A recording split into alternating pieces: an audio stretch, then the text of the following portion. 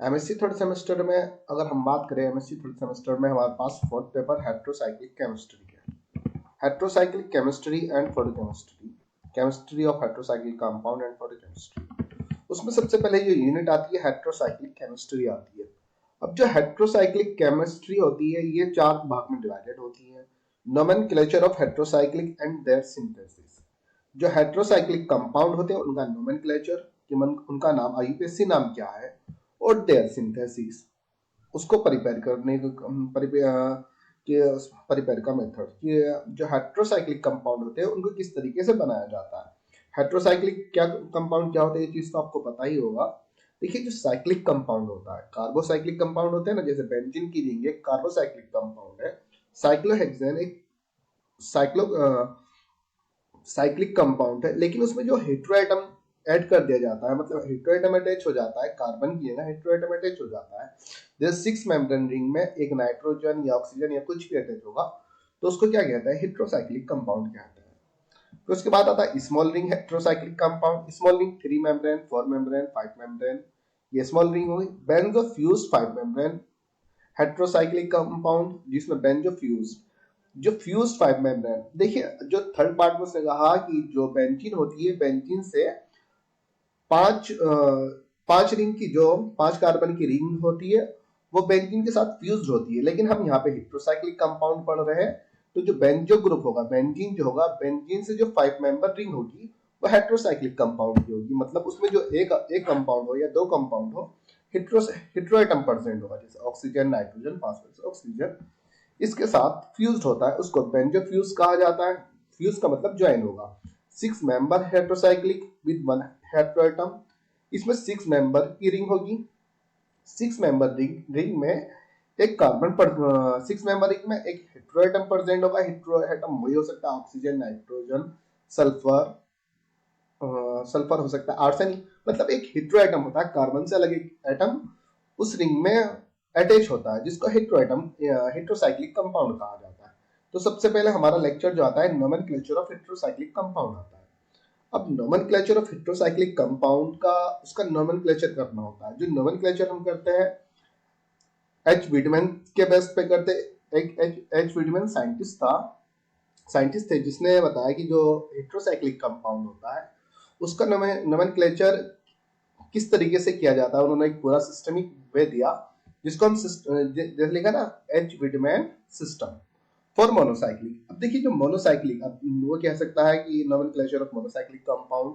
जो H Wiedemann scientist थे उन्होंने मोनोसाइक्लिक कंपाउंड को ही डिटरमाइन किया था कि जो मोनोसाइक्लिक एच विडमैन जो रूल था वो मोनोसाइक्लिक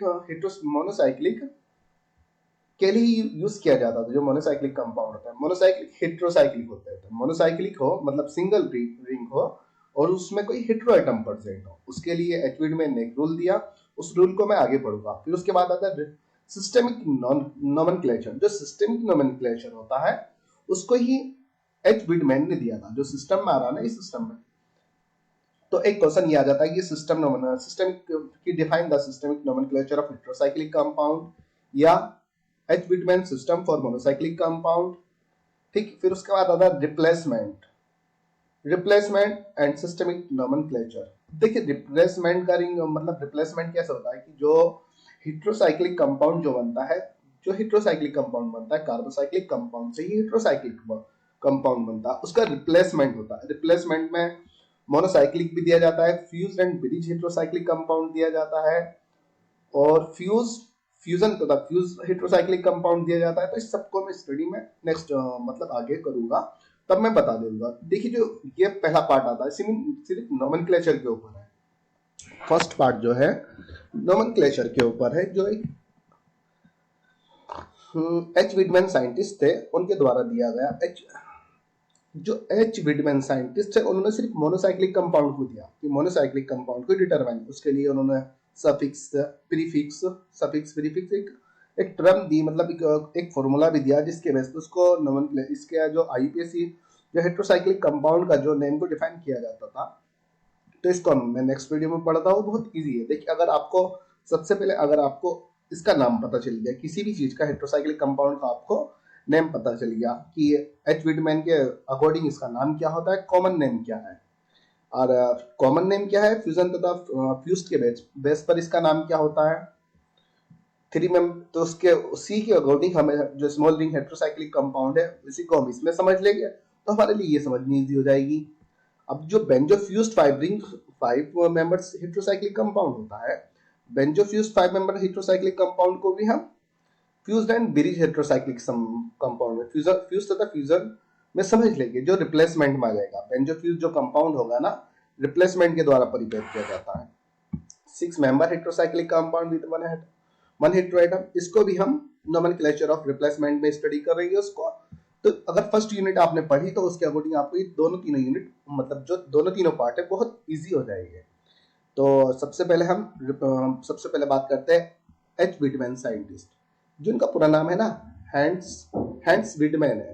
हैंस विटमैन, इसमें कुछ साइलेंट है, ठीक ना, ये जेड एस साइलेंट हुआ। Hantzsch Hantzsch Widman scientist, nomenclature of heterocyclic compound, इसको हम नेक्स्ट वीडियो में पढ़ते हैं। ओके, सबसे पहले मुझे ये समझाना था कि जो यूनिट में जो हमारे सिलेबस में दिया गया है ये क्या क्या चीजें, क्वाइनिन, बेंजो, ये सब के सब हम फर्स्ट यूनिट अगर हमने कंप्लीट की तो ये दो तीनों यूनिट वो तीनों पार्ट हमारे लिए बहुत इजी हो जाएगी। अगर फर्स्ट यूनिट का हमने पहला फर्स्ट पार्ट कर लिया तो ये तीनों यूनिट बहुत इजी हो जाएगी समझना। ओके, तो हम इसको नेक्स्ट वीडियो में करते हैं कि nomenclature of heterocyclic compound and their synthesis.